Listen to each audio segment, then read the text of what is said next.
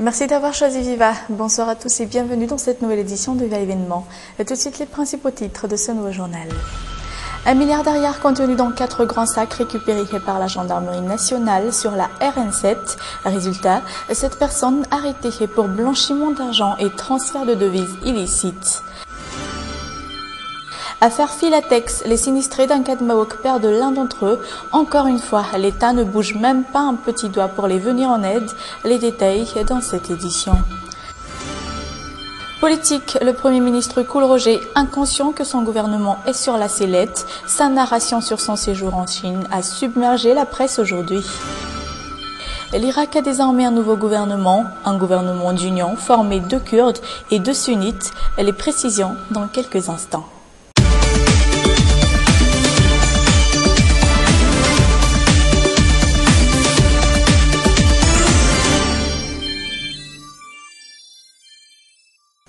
Nous allons entamer cette édition sur une triste nouvelle, dont le décès d'un père de famille résident d'un cas de Mahawk. Ce cinquantenaire a subitement perdu la vie suite à un arrêt du cœur.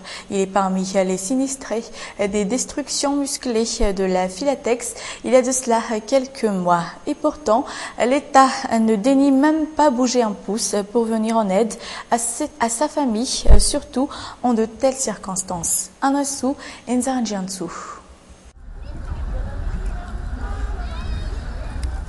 À Can Mahawk, le ciel s'est subitement assombri hier pour ces sinistrés et sans-abri et qui ont dû vivre dans ces tentes depuis près de 4 mois après les destructions musclées de leur domicile. L'un d'entre eux est décédé.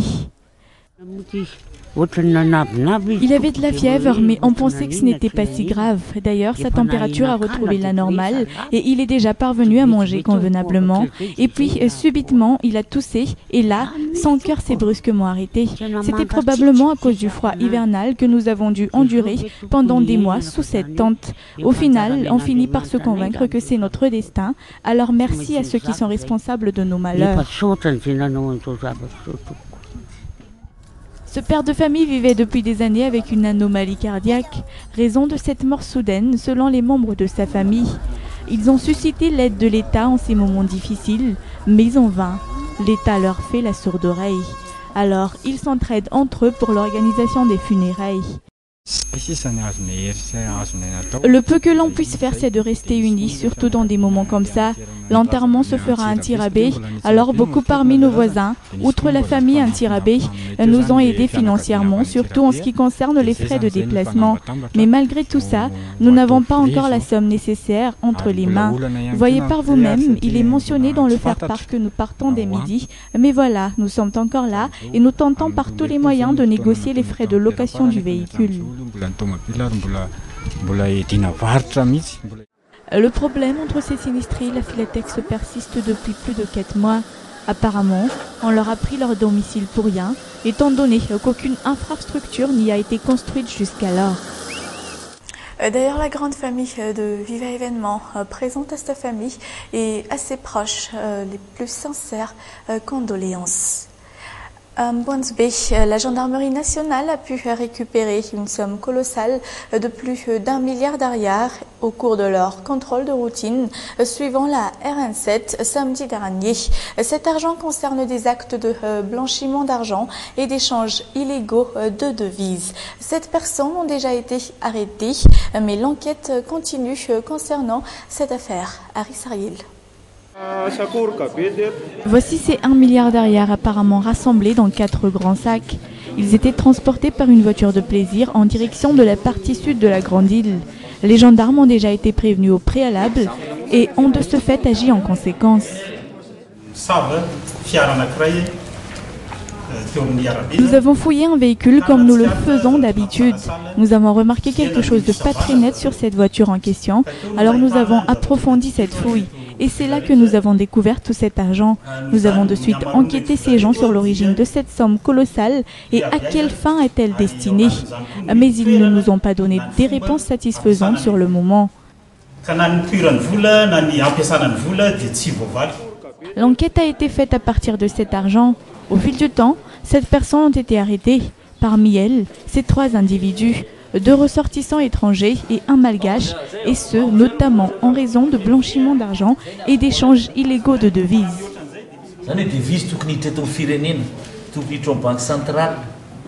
Ces devises sont censées être entre les mains de la Banque centrale. Ils font quasiment des transferts de devises illicites.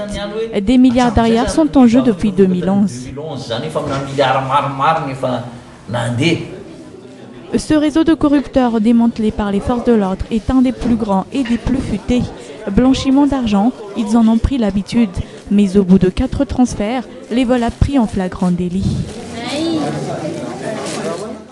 Mais l'État décide finalement de supprimer toutes les charges qui pesaient sur les quelques 11 employés de la Jirama accusés d'avoir organisé un court-circuit au domicile du président de la République. Les manifestations ces dernières semaines du personnel de cette société d'État ne sont donc pas vaines. Mais sur une toute autre forme d'actualité, après sa concertation avec le président Eradjonar Mampian au Palais Diavelou, le nouveau chargé d'affaires des États-Unis à Madagascar a refusé d'émettre tout commentaire sur la situation politique actuelle de la Grande Île. Il a aussi réitéré qu'ils n'ont pas parlé politique avec le chef de l'État malgache, mais surtout du retour de l'AGOA, outre les aides sociales et les aides humanitaires. Explication sur le micro de Tora Kotunjavouni. Le retour de Madagascar dans l'AGOA est une grande opportunité qui profite non seulement à Madagascar, mais aussi aux États-Unis. Donc chacun y trouve son avantage. Et puis je suis sûr et certain que le président américain est et sera toujours prêt à aider Madagascar en tout terme. La somme de 163 milliards d'ariars offert à Madagascar en est la preuve. Première conférence de presse du chef de gouvernement après des semaines de mutisme face aux journalistes. Kool Roger n'a fait que raconter avec des détails près son voyage en Chine et sa fascination devant la réussite chinoise. Concernant les tensions sociales au pays, aucun mot. Mambo Café Chanien, Yves Janel. Une narration en couleur, avec 1 heure de retard, Kool Roger fait face pour la première fois à la presse. Et ce, depuis les récentes manifestations qui ont fait la une des quotidiens d'information. Mais dans la bouche du Premier ministre, rien qu'un récit de sa première visite officielle en Chine.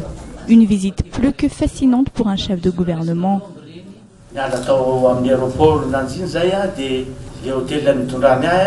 Une fois arrivés à l'aéroport de Chine, ils nous ont conduits, ma femme et moi, à un grand hôtel situé à peu près à 15 km de là.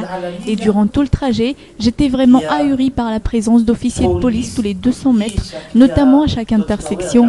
Ils bloquaient l'autoroute et aucune voiture ne pouvait passer à travers de nos chemins. Moi-même, je me suis dit, il n'y a aucune voiture dans ce pays ou quoi? Une rencontre tant attendue pourtant, mais le chef de gouvernement choisit de ne pas toucher un mot aux tensions sociales qui secouent le pays. Complètement à côté, Kool Roger s'en remet à ses lieutenants. Moi, ce que je promets, c'est qu'on va chercher la solution. Peut-être qu'on ne va pas trouver forcément la solution qu'eux cherchent, mais on va chercher la solution avec eux d'ailleurs. Mais pour en parler de façon plus précise, je vous invite vendredi matin à prendre le petit déjeuner avec nous ici. Jugé incompétent par ses adversaires politiques, Kool Roger ne pense pas pour l'instant à un remaniement gouvernemental, comme il n'a pas peur d'une motion de censure. Je vous dis franchement, motion de censure, c'est pas mon premier souci. Opération de communication ratée pour Kool Roger, ce médecin importé de Suisse qui est supposé sortir en premier de la porte du gouvernement en cas de remaniement. Point final de cette édition. Merci à tous de votre attention. Prochain rendez-vous demain, même heure. Au revoir.